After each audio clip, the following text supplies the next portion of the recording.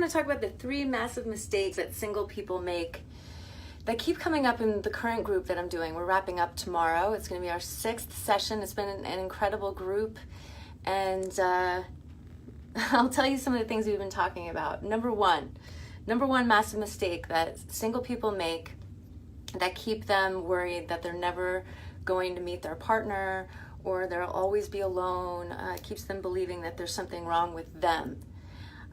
So number one, the stories we tell ourselves. We're constantly telling ourselves stories like, oh, I'm not attractive enough for this person. They would never choose me. Or I'm too fat or too thin, or not successful enough. When we believe these stories, we start showing up in the world in a way that conveys our insecurity and conveys our unavailability. So for example, if I walk into a room and I believe that everyone in there is superior to me and I don't have a chance of being accepted, I'm going to come in and probably be really quiet. I'm probably going to be frozen and not interact. I'll give off body language that is maybe like closed off, and it sends a message to people that we're not open, and then I can say, oh, see, I was right. These people don't want anything to do with me, and I was right all along. And so it becomes like a self-fulfilling prophecy, and it's how we end up creating in our lives these stories that we believe. Number 2, massive mistake that single people make is they're very defended in ways that they're not even conscious of. For example, saying no to invitations to go out, to meet people face to face for coffee or dinner or a date. Saying no because we're too scared to show up is one defense. Another one is not being ourselves on a date, for example. Trying to anticipate what we imagine this person wants in a partner and faking it and trying to be like that. So then we show up as inauthentic, and people can sense that. And it also can feel boring when we're showing up like that, when we're not being our authentic selves. When we choose to be more honest and take risks on this date, for example, saying, I was really nervous coming here. My palms were sweating and I was really worried about how this would go. What's that like for you to hear that? Like when we start to learn to be more authentic using really real language, like I noticed I was feeling,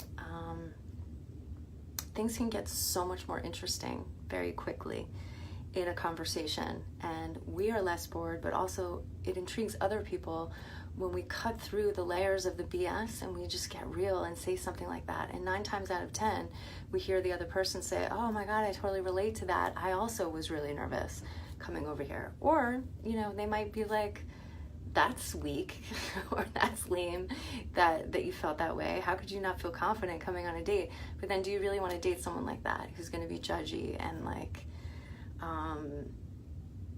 critique you in that way?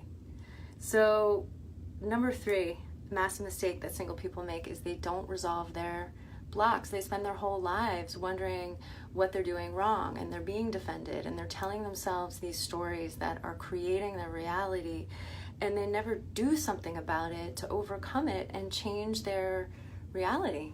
And that's what we do in my course, and the next one is coming up February 13th.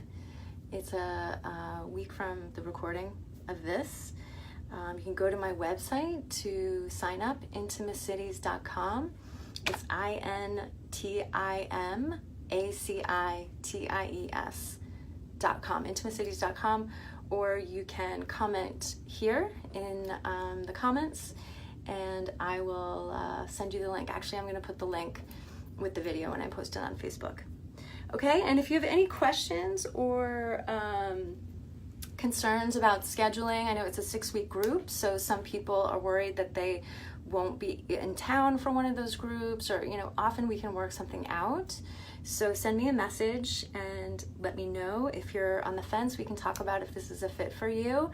But we always have an awesome experience where people have breakthroughs and they realize what their stories are, what their defenses are, how they're holding them back, and they start to resolve their blocks and go on to have a much more intimate relationship with themselves, and that translates to more intimacy in their lives with other people.